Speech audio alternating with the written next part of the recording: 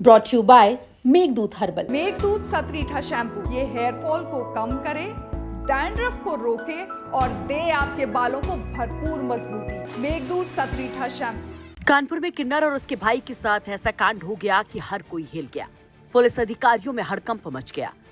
कानपुर के हनुमंत विहार के खाड़ेपुर इलाके के इसी घर में रहती थी किन्नर काजल अपने मुंह भोले भाई के साथ, जो बन गया दोनों के लिए मौत का अड्डा।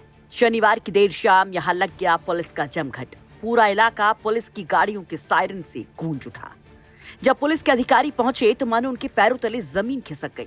घर में बाहर से लटका था ताला, अंदर काजल और उसके मुंह बोले भाई के शव सड़ रहे थे। जैसे तैसे पुलिस अंदर दाखिल होती है। भयंकर बदबू के बीच जांच शुरू होती है तो एक कोने पर काजल के भाई की डेड बॉडी मिलती है, जो गुनाह की कहानी को चीख चीख कर कह रही थी। पुलिस और छानबीन करती है तो दीवान बेड के अंदर पुलिस को जो मिलता है उससे मानो पुलिस वाले भी कांप गए। दीवान के अंदर था एक शव, जो था काजल का।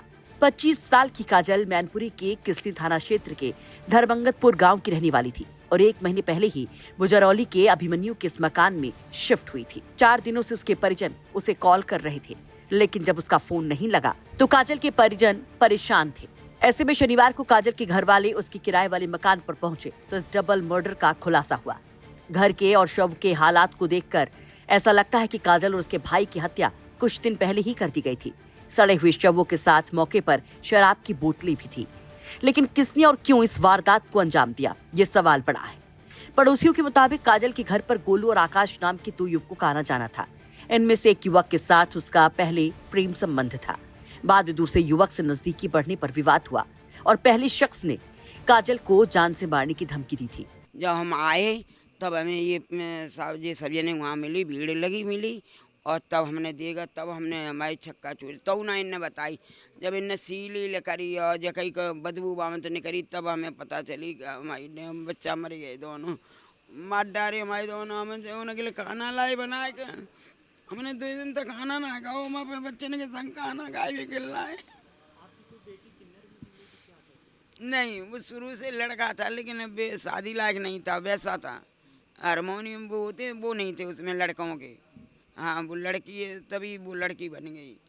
हाँ, तभी डांस करने लगी थी, किन्नर नहीं थी शुरू से।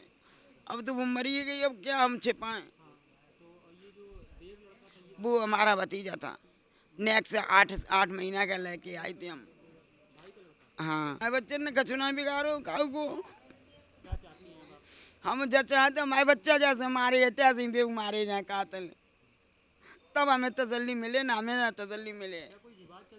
नहीं नहीं, हमें ना हमें नहीं बताई थी। हाँ। वहीं पुलिस के मुताबिक काजल की अलमारी खुली पड़ी थी और उसका आईफोन समेत बाकी सामान भी गायब था। ऐसे में पुलिस इस डबल मर्डर को लूट के इरादे से हत्या के एंगल से भी जांच कर रही है।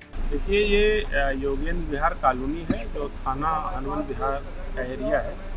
इसमें आज लगभग 9:15 बजे थाने को सूचना मिली कि अभिमन्यु सिंह के मकान से जैसे एक बदबू आ रही है और इनकी माँ भी आज आई हुई थी। उन्होंने भी इस चीज़ को देखा कि 3-4 दिन से इनकी जो लड़की काजल थी उसका फ़ोन नहीं मिल पा रहा था। तो इनको थोड़ा डाउट हुआ, ये मैनपुरी के मूल उस पर रहने वाले यहाँ आए थे और जब उसका मेन गेट का ताला खोला गया और अंदर जाके कमरे में देखा गया तो काजल किन्नर की डेड बॉडी दीवान में और उसका जो एक भाई है देव, जिसकी उम्र 12 वर्ष है, उसकी डेड बॉडी उस बेड के सहारे पड़ी थी और लगभग 3-4 दिन पुरानी डेड बॉडी है, डिकम्पोज्ड है। और इस सूचना पे सारे अधिकारी यहाँ आए, फॉरेंसिक टीम आई, सभी ने घटनास्थल का निरीक्षण किया है। परिजनों ने इनके 1-2 साथी हैं जिन पर कुछ शक जाहिर किया है और उनका विश्वास है कि उन्होंने इस घटना को कारित किया होगा।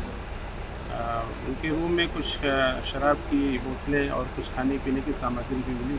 फिलहाल कानपुर के इस डबल मर्डर ने सबको हिलाकर रख दिया है। जो भी इस वारदात के बारे में सुन रहा है, सांसद में आ जा रहा है कि आखिर कैसे ऐसे आराम से आरोपी इतने बड़े हत्याकांड को अंजाम देकर फरार हो जाते हैं और किसी को कानो कान खबर तक नहीं लगती। कानपुर से सिमर चावला की रिपोर्ट, यूपी तक।